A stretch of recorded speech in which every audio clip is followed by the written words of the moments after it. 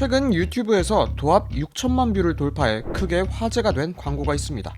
강력한 몬스터 군단의 침입, 인류는 무참히 패배하고 말았습니다. 무기를 만드는 철이 너무 무겁고 약했기 때문이죠. 그때 누군가가 기적처럼 등장해 신비한 기술을 전수해주는데요. 우리의 모든 것이 사라질 뻔했지. 포스코의 마법 같은 철이 없었다면 말이야. 어?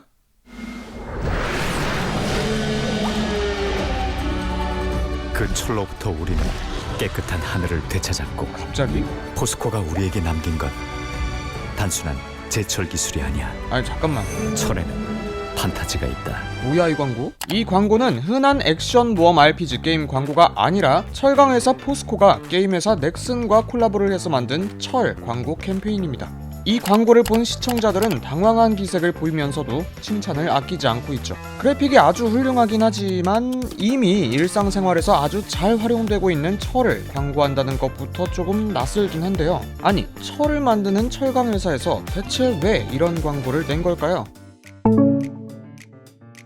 여러분은 신철기 시대에 대해 들어본 적 있으신가요? 2021년 파리 기후협약 체제가 시작되면서 세계 131개국이 공식적으로 탄소 중립을 선언했습니다. 우리나라도 2050년 탄소 중립 목표를 발표하고 2030년까지 온실가스를 40% 감축하기로 했죠. 많은 산업이 영향을 받았고 철강 산업도 예외가 아니었습니다. 얼핏 생각하면 철광석에 석탄에 배출되는 이산화탄소에 탄소 중립과는 거리가 멀어 보이는 철강 산업이지만 이제는 탄소를 배출하지 않고 환경 친화적으로 철강을 생산해야 하는 시대가 오고 만 거죠. 우리는 이를 신철기 시대라 부르고 있습니다. 세계 각국 정부에서는 신철기 시대를 국가 경제 부흥을 위한 중대한 변화로 여기고 있고, 해외의 철강사들 역시 새로운 패러다임에 맞춰 각자 고유의 탄소 저감 브랜드를 출시하고 있습니다. 포스코도 이 새로운 시대에 대비하기 위해 그린이시라는 브랜드를 새로이 출시했고요. 이 멋들어진 광고 역시 포스코의 탄소 중립 움직임을 알리기 위해 제작된 겁니다. 철이라는 소재는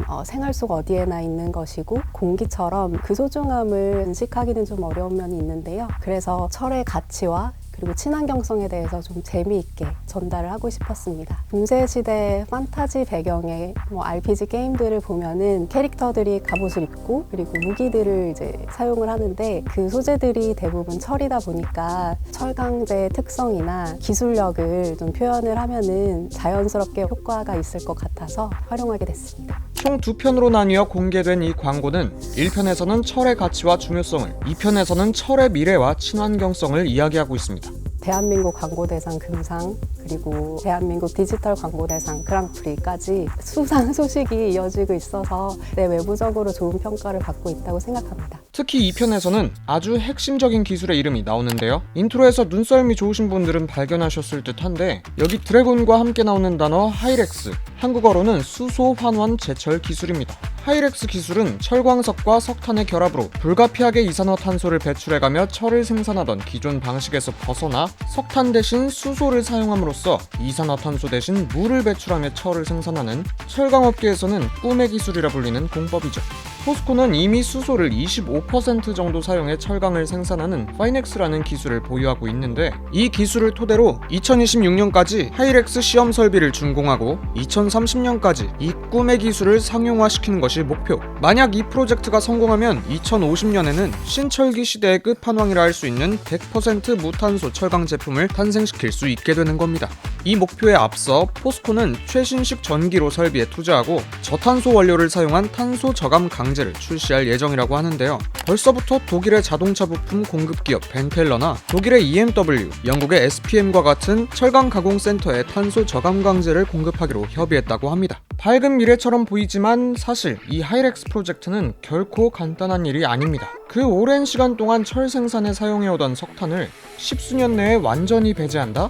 단일 기업이 감당하기에는 엄청난 비용과 시간이 소요되는 일입니다. 때문에 철강사들의 자체 예산으로 신철기 시대를 준비하는 우리나라와 다르게 해외의 여러 정부는 사활을 걸고 자국의 철강 산업을 보호하고 지원하고 있습니다. 유럽 국가들은 수입되는 철강에 대해 탄소세를 부과하고 철강사에 직접적인 보조금을 지급합니다. 일본 역시 향후 10년간 한화 30조 원에 달하는 금액을 투자할 예정입니다. 미국은 인플레이션 감축법을 통해 한화 약 480조 원을 에너지, 기후변화 산업에 지원할 계획입니다. 어려운 상황이지만 포스코를 포함한 한국 철강사들은 고군분투 중이고 국제사회에서도 신철기 시대 선두주자의 역할을 맡고 있습니다. 오래전부터 포스코는 하이렉스 기술의 조기 상용화를 위해 전 세계 철강사 간의 공동 협력을 강조해왔고 이를 위한 논의의 장으로 수소환원 제철 국제포럼을 개최한 바 있습니다. 12월에는 세계 철강협회에서 이 포럼의 주제와 범위를 확대하여 기술혁신 컨퍼런스라는 이름의 철강 컨퍼런스를 아랍에미리트 아부다비에서 개최했죠. 이 자리에서는 전 세계 철강사들이 수소환원 제철 기술, CCUS 기술 등 저탄소 혁신 기술을 공유하고 지속 가능 성장에 대해 논의했습니다.